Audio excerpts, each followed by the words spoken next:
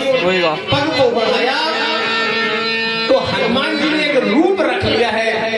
कौन सा रूप रखा है? ब्राह्मण का रूप। पहले क्या नियम था? सतयुग में, त्रेता और द्वापर में किसी को कोई छल करना है, कोई लीला करनी है तो सबसे सुंदर भेष होता था, बोले ब्राह्मण का भेष बना लो। कौन सा भेष बना लो? बोले ब्राह्मण का भेष बना लो, और ब्राह्मण के भेष में कोई तुम्हारे ऊपर शक नहीं करेगा। तुम कोई भी गलत कर दोगे तो लौट के वापिस, क्योंकि देखो रावण ब्राह्मण था लेकिन साधु के भेष में गया तो सीता का हरण किया। अगर वो नहीं जाता साधु के रूप में तो क्या सीता उसको भीख देने आ जाती? नहीं आती। इसी प्रकार से हनुमान जी महाराज ब्राह्मण का रूप बना करके जा रहे हैं और राम जी के पास जा रहे हैं। कौन? इनके अंदर क्या है? रूप धर कपित मात नाथ पूछत अस भयो। आज जैसे ही ब्राह्मण का भेष बनाया और ब्राह्मण का भेष बना करके पहुंचे, लखनलाल जी ने देखा कि ब्राह्मण कोई पर्वत से उतरता हुआ आ रहा है। लखनलाल जी जो है, और जैसे लखनलाल जी ने देखा कि कोई पर्वत से ब्राह्मण आ रहा है तो लखनलाल जी बोले भैया, बोले हाँ, बोले देखो कोई ब्राह्मण आ रहा है और प्रातः काल ब्राह्मण के दर्शन हो जाए, गाय के दर्शन हो जाए तो हमारी यात्रा शुभ हो जाती है। ब्रह्म मुहूर्त में सुबह के समय अगर ब्राह्मण चंदन को लगाए हैं, शिखा को रखे हैं और अधोवस्त्र में है, धोती पहने हुए हैं, उस ब्राह्मण का अगर दर्शन हो जाए तो जीवन सफल हो जाता है। लखनलाल जी ने जैसे ऐसा कहा और लखनलाल जी की बात सुनकर के राम जी मंद मंद मुस्काने लगे। भगवान राम कह रहे लखन, बोले हाँ भैया, बोले देखो एक ब्राह्मण तो आ रहा है लेकिन इस ब्राह्मण की चाल में कुछ अचानक कोई भावनात्मक भाव छिपा हुआ है। अब लखनलाल जी बोले भैया हमें तो ब्राह्मण दिखा रहा है, जनेऊ को धारण किए हैं, त्रिपुंड को लगाए हुए हैं, बड़े बड़े जटा हैं, अधोवस्त्र को धारण किए हैं, श्वेत वर्ण है, और ऐसा ब्राह्मण को आप कह रहे कि इसकी चाल में कोई छल दिखाई दे रहा है, ये ब्राह्मण नहीं है। भगवान राम बोले अगर ये ब्राह्मण है तो हम इसको प्रणाम करेंगे, और अगर एक ब्राह्मण नहीं है, कोई छल करके आया है, रूप बदल के आया है, तो देख लेना एक ब्राह्मण मुझे प्रणाम करेगा, क्योंकि राघवेंद्र सरकार जान रहे हैं कि हमारे सबसे प्रिय भक्त हनुमान आ रहे हैं। राम जी इस बात को जान रहे हैं कि हमारे सबसे प्रिय भक्त हनुमान ब्राह्मण के रूप में आ रहे हैं, और लखनलाल जी हनुमान के भेष को नहीं पहचान पा रहे हैं। जब लखनलाल जी ने फिर कहा ब्राह्मण और नजदीक आए, राम जी बोले ठीक है, तुम ब्राह्मण को प्रणाम कर लेना और ब्राह्मण मुझे प्रणाम कर लेगा, तो आशीर्वाद हमारा घर के घर में ही। विनोद की बात है, संतों की बात है। लखनलाल जी बोले सो क्यों? बोले ये शिव शंकर के अवतार, शंकर सुमन केसरी नंदन तेज प्रताप महाजन, स्वयं शंकर के अवतारी हैं, इसलिए तुम शेषा अवतारी हो, तुम शंकर की जटाओं में रहते हो, गले में रहते हो, उनके हार हो, तुम शंकर को प्रणाम करना, और शंकर जो ब्राह्मण के रूप में हनुमान आ रहे हैं वो मुझे प्रणाम करेंगे। कोई गलत तो नहीं कहा राम जी ने कि घर का आशीर्वाद और घर में ही, कहीं बाहर जाने की जरूरत नहीं। और जैसे हनुमान जी महाराज आए और हनुमान जी महाराज ने तुरंत ही दिव्य रूप धरि कपित गयो, यही तो रामचरितमानस में कहा है ना। और जैसे ही पहुंचे तुरंत न तो कुछ देखा, न सोचा, न विचारा, और माथ नाय पूछत अस, अपने माथे को राघवेंद्र सरकार के सामने झुका दिया। और वो ग्रामीण तुलसीदास जी कह रहे हैं, माथा झुका करके प्रणाम किया जाता है ना। राम जी बोले लखनलाल जी से, देखो ये ब्राह्मण है कि नहीं है? बोले हाँ है। और बोले देखो सबसे हमें मौका भी नहीं दिया, पल झपकते ही हमें प्रणाम अपना माथा झुका दिया। और जैसे लखनलाल जी ने कंधे पे हाथ रखा, राम जी ने एक कंधे पे हाथ रखा, तुरंत हनुमान जी महाराज रूप बदलने लगे हैं और पूछ दिया है कि को तुम श्यामल गौरे शरीरा क्षत्रिय रूपा फिरत बनवीरा।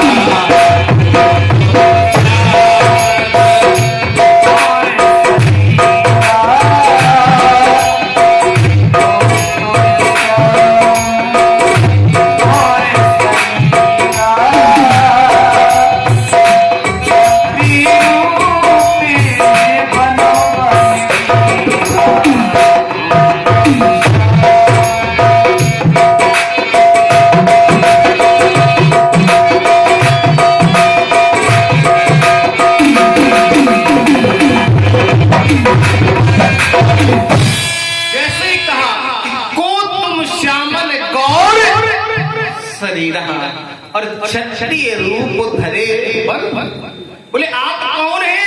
हनुमान जी महाराज ने प्रणाम भी कर लिया, लेकिन फिर भी मन में जिज्ञासा है तो पूछ दिया।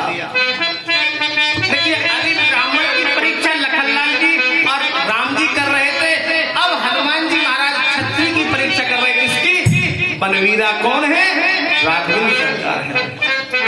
बोले अगर आप क्षत्रिय हैं तो हमें आप अपना एड्रेस बताएं। और एड्रेस भी नहीं, आजकल तो मोदी सरकार ने आधार कार्ड चला दिया। आधार क्या है?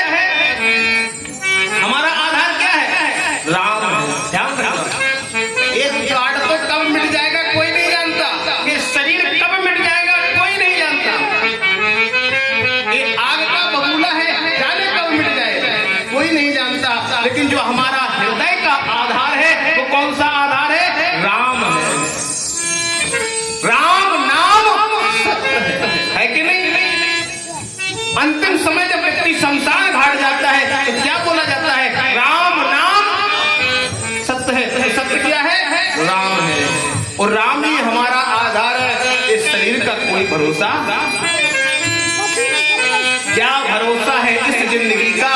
साथ देती नहीं, इस शरीर का कोई भरोसा नहीं है। और जैसे का प्रभु आप क्षत्रिय, बोले हाँ है। बोले तो आप मुझे बताइए कि जग कारण तारण भवन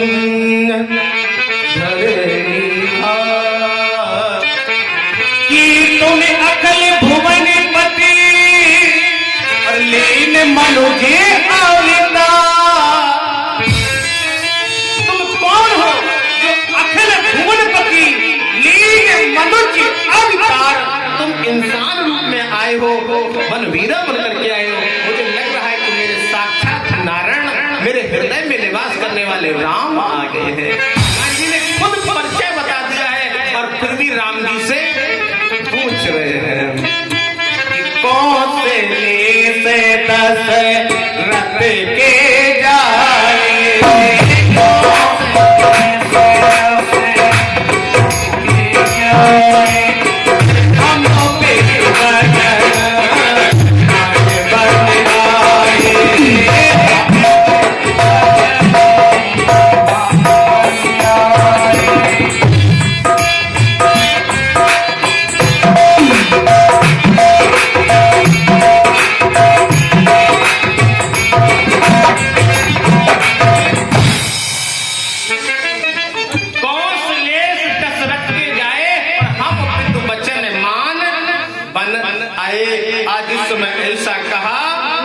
माता पिता का वचन मान करके, क्योंकि क्षत्रिय का ये धर्म होता है। हमें अरुण भैया जब संकल्प देने गए थे, मेरी पहली मुलाकात हुई थी, उसी समय भरोसा हो गया कि घर में अगर पुत्र एक हो चाहे चार हो, लेकिन अगर जो माता पिता की जिज्ञासा को पूर्ण करने वाला हो, ऐसा पुत्र जीवन में हमारे परिवार को धन्य धन्य कर देता है।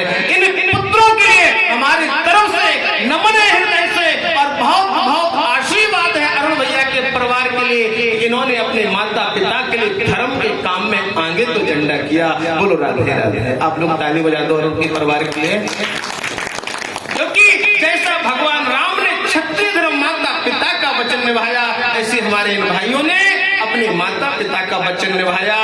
लोग लाखों इरादे करते हैं मगर सब टूट जाते हैं, और भागवत राम कथा वही करा पाते हैं जिन पर भगवान राम। इन बच्चों ने बड़ी लगन से अपने माता पिता का उद्धार करने के लिए वचन को स्वीकार किया। ऐसे रघुकुल शिरोमणि हैं, इनको हम साधुवाद से नमन करते हैं। बोल रहे हमारा इस किष्किंधा कांड का सुनाना और ये वचन सुनाना इन बच्चों का उत्साह देकर के इस प्रसंग को कहा था। और फिर आगे हरि अनंत हरि कथा अनंता हम विश्राम करते सुंदर सा भजन गाते हुए, क्योंकि हमारा कहना है सभी भक्तों से, जीवन में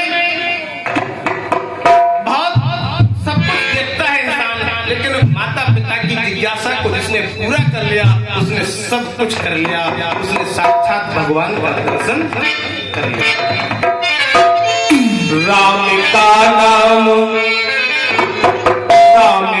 नाम लेकर के मर जाएंगे, राम का नाम लेकर के मर जाएंगे, वो मरना में दुनिया में कहना है।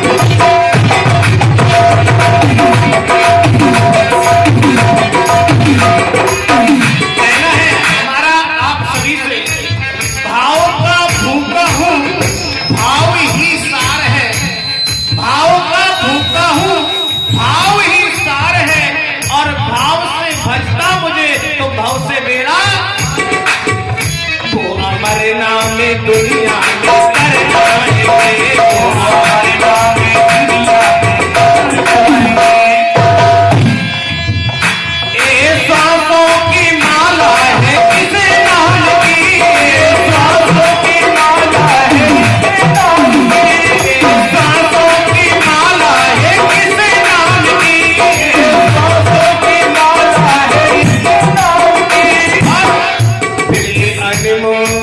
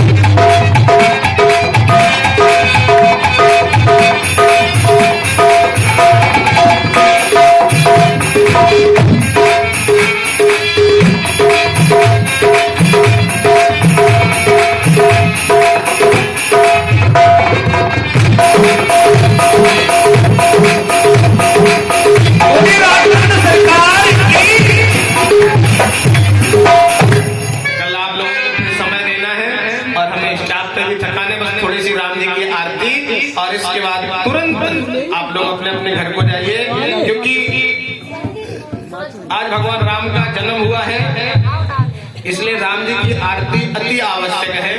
और वैसे हम नहीं भी कराते,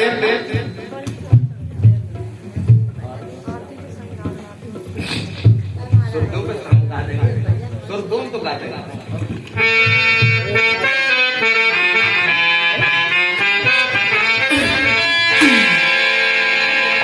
आरती श्री राम